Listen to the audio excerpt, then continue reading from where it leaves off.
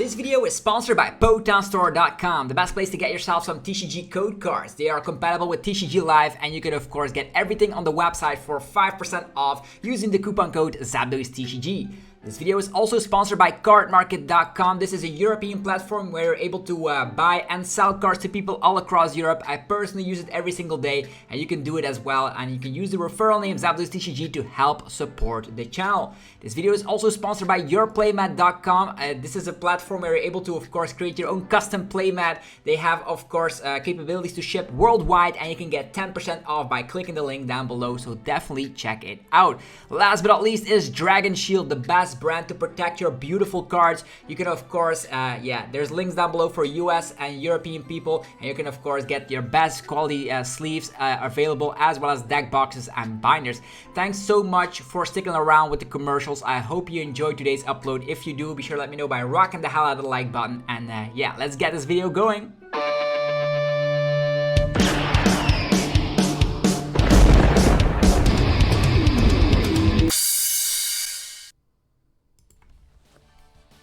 What's up YouTube, it's ZapDoesTCG here, and welcome back to our TCG video on my channel. On this channel you get daily Pokemon TCG content, so be sure to hit that subscribe button so you don't miss out. Today we're actually going to be doing an updated tier list prediction video for Obsidian Flames. Obsidian's Flames has been out for almost 2 weeks, and we have a little bit of an understanding of which archetypes will be good and which archetypes are actually seeing no play whatsoever. So this video is going to help you out which decks are good from Obsidian Flames. We're going to be ranking them in this video. Also, older archetypes might get a little bit of a boost here and there because the meta changes a little bit around it, and there's new archetypes like Charizard EX.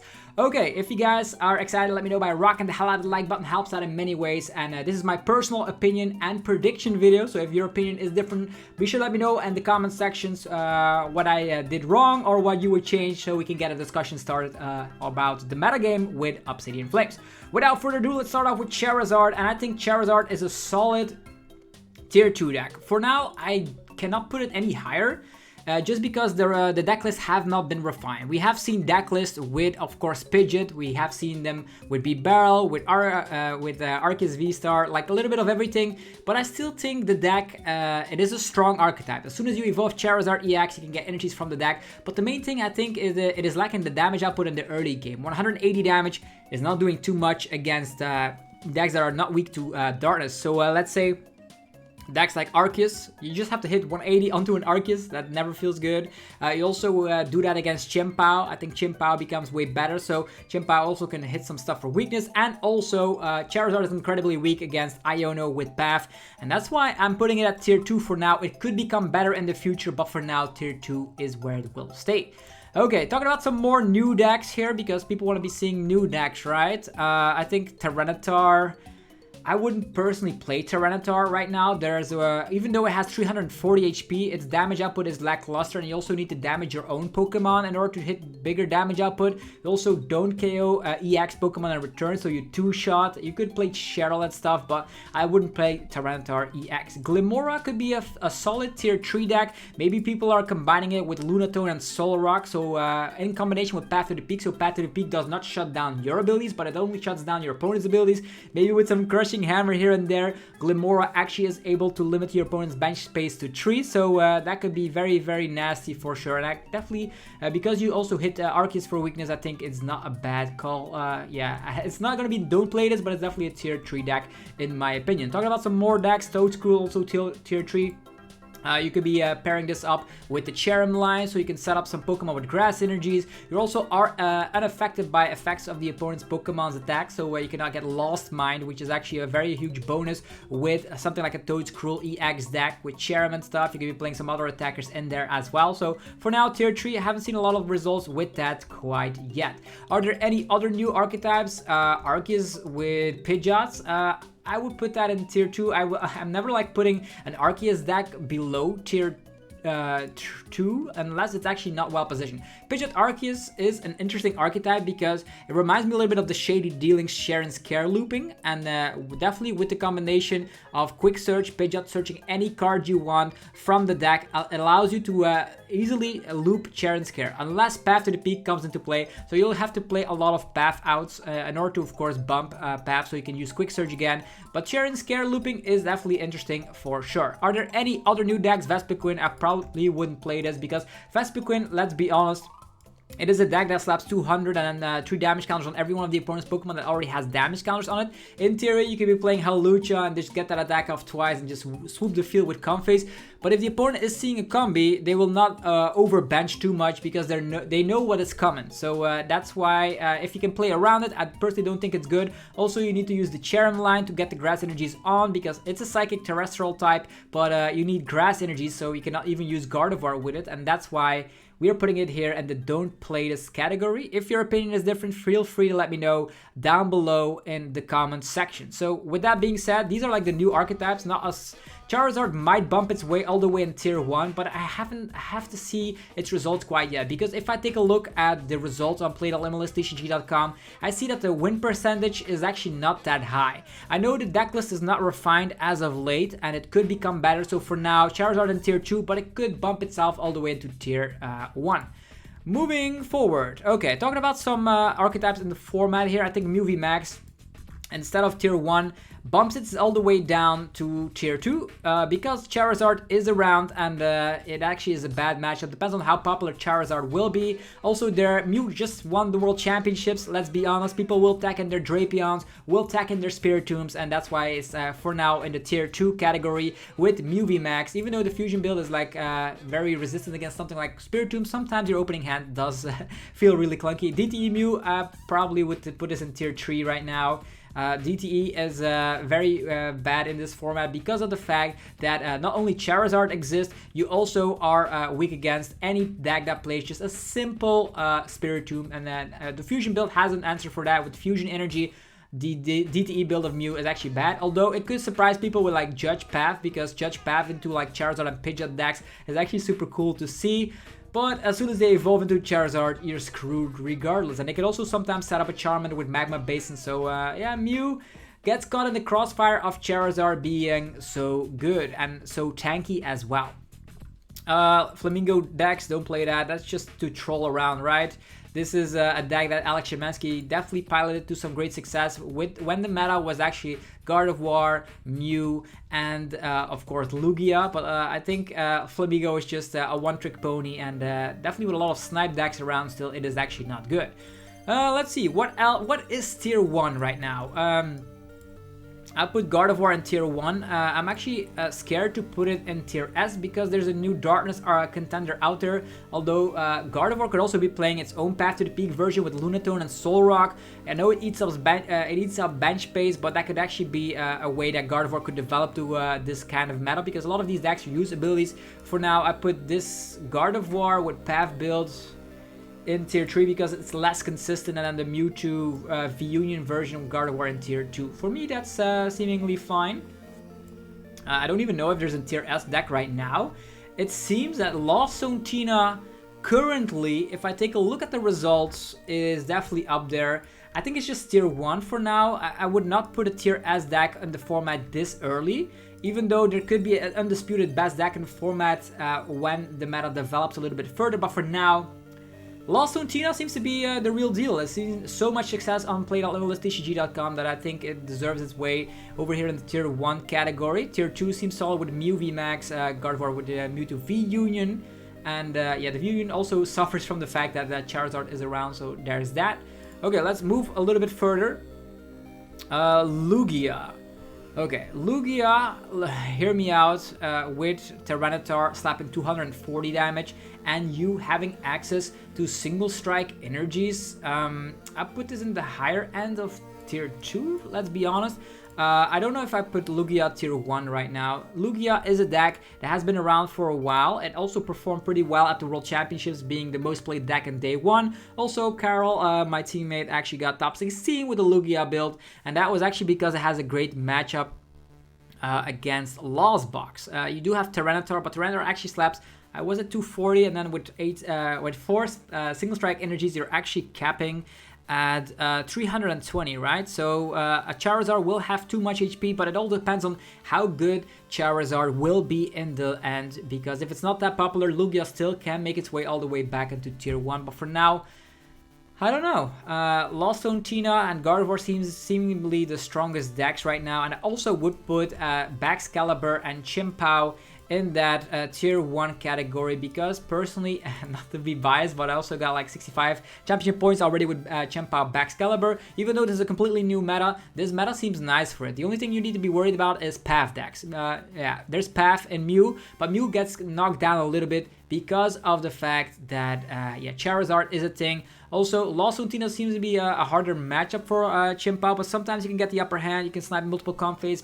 The Radiant Greninja also can snipe against a lot of decks. You can snipe 2 Comphase, you can snipe 2 Rolls, you can actually snipe a Pidgey and a Charmander. So Radiant Greninja seems to be busted in this format. And talking about Radiant Greninja, I would also put Lost Zone, Turbo Box, whatever, into, I don't know, tier 1 as well? Tier 1 as well. You could actually do the turn 1 Greninja play against Charizard, even though they could actually slap down Manaphy in time. A Charizard with 330 HP is definitely something to deal with, but you could actually spread some damage around with your Sableye. You could also use Raikou against Pidgeot EX. So Charizard is a very tanky Pokemon. It all depends on how good the deck actually will be. Okay. A solid tier 3 deck is a Dialga. Dialga sometimes does some miracles here and there. It's a clunky deck, but it does the job sometimes. Tier 2 deck is that Palkia deck. We see that at Worlds, Palkia actually was surprisingly good. Palkia using B-Barrel and like maybe a smaller engine of the Chien-Pao. Instead of relying on Baxcalibur, you of course have the early game pressure of the Palkia. You also play some Lost Cities to put some specific Pokemon instantly in the Lost Zone, which is super nice. Carlos build of Lugia, I think that actually becomes a little bit better. We did see in the senior division that it actually was pretty good, but will we put it in tier 1? Probably not. Still tier 2, but is it better than the single strike version? Just because of the fact that, yeah, let's just talk about the Duraludon as well. Duraludon actually is not good right now. If you take a look at the top tier decks, they're all playing basic energy, so Duraludon, yeah, it's still an Arceus deck, so I cannot put it lower than tier 3 for an Arceus deck, but yeah, there's that. For tier 3, maybe you could put a couple of these guys also in the Don't Play This category, but they still have to prove themselves. But the Duraludon was good before, but now with, of course, special energies not being like that prominent in the format right now. Gardevoir, basic psychic energies, Chien-Pao, basic water energies, Lost Boxes, all playing basic energies. I think the days of Duraludon might be a little bit, they have to go back in the binder for now. Then let's talk about Urshifu with Inteleon. Okay. Hear me out, Urshifu with Inteleon does have some great times against Gardevoir, Lost Zone, Boxes, and all that good stuff. So I'm actually doubting to put that in tier 1. It does have its bad matchup against Charizard, but a lot of these things might just beat Charizard just by having low HP Pokemon. You can like Quick Shoot, it's a Double Gunner, Yoga Loop, some Charmander or Pidgey, and then go back into your turn, G-Max Rapid Flow their board. That is definitely something you could do. I'm doubting to put that in tier 1 as well, but for now, tier 2, I guess. Lots of tier 2 decks. I know. It could still change. This is my tier list prediction video, giving you my honest thoughts. That's what it is. Okay, Arceus decks will actually adapt with playing some grass Pokemon like Serperior VSTAR or Leafeon VMAX to have an advantage against Charizard. As mentioned, if Charizard flops entirely, it's actually not going to be necessary to play these grass Pokemon, but with these grass Pokemon, you could still be playing Tina in there as well. And talking about Arceus with Tina, I think Path is strong in this format. Definitely with Pidgeot around, with Charizard ability, with Chien-Pao's ability, with Gardevoir's ability. Path is a deck, Path in the deck is seemingly strong, so we'll put that in tier 2 as well. These decks all seem fine. Maybe put the Arceus deck a little bit lower. I guess, because Arceus just pairing up with everything is good. You also survive a hit against Charizard. You could be playing ways like the new punching gloves as it is. If you get damaged, you get 4 damage counters, could help with some specific numbers with the Arceus Giratina deck. Also helps out very functionally against Gardevoir, which is very good. Okay, Arceus with Regidrago, probably wouldn't play this, put it here with the Rolodon as well. Flying Pikachu, protecting yourself from basic Pokemon. Let's be honest, Gardevoir is not playing basic Pokemon. Giratina, not playing basic Pokemon. Against Lost Box, you could do something, but if they're playing Escape Rope and Boss, they could Raikou you. I don't know how to feel about Arceus with Flying Pika. Maybe Arceus, Flying Pika, and Vulpix is the answer.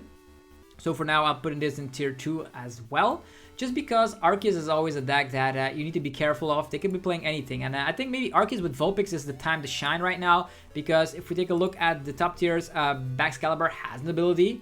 Chien-Pao has an ability, Gardevoir has an ability, what else has abilities? Charizard has an ability, Pidgeot has an ability, so Vulpix could be the sleeping answer for the format right now.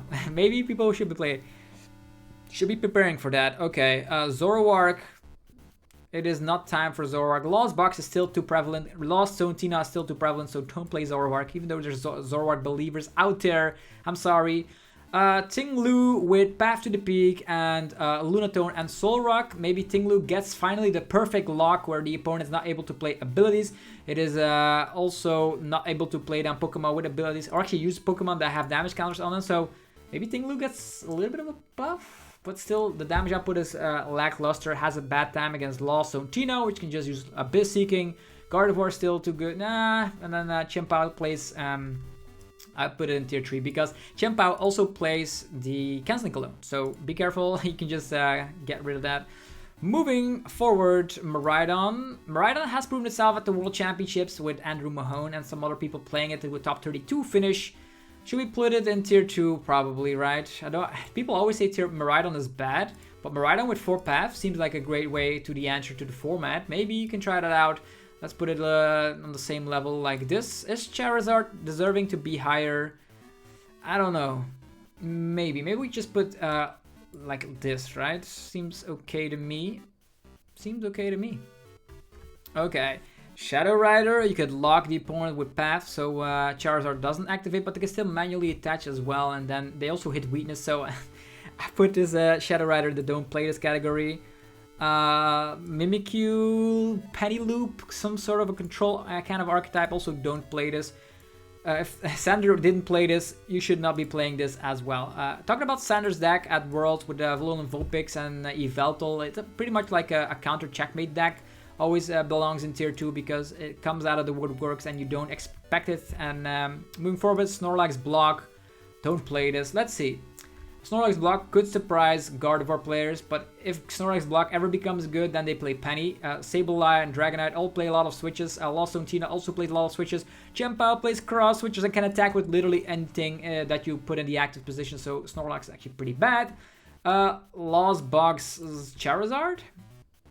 Lost Box Charizard also hinders from the fact that there's Pokemon League headquarters coming out, actually is out with Obsidian Flames. The better versions are the turbo builds. Yeah, they are the turbo builds for sure. Yeah, Lost Box is always a great deck, right? Can never count it out, but it's definitely weak to Iono and Path. And with Iono Path, I expected an increase in Iono Path, so I cannot put this like here, right? Maybe I'll just put the checkmate deck in tier 3. Gardevoir with Mewtwo V Union. Mewtwo V Union, is that gonna help even? Nah, not gonna help in this format. So let's bump these a little bit down. Can also bump down Toedscool. I probably would not play Toedscool in this format. Glimmora also still needs to prove itself. These are like wacky decks that sometimes can surprisingly do well, but I think this is good as it is for now. Then talking about Goodra, the Goo, could the Goo be coming back? Tina snaps it, Gardevoir can one-shot, and Chien-Pao can one-shot. Tier 3 for me. I'm sorry.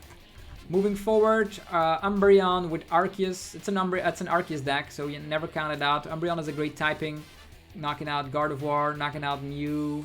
But the problem is this is damage output is a little bit lower.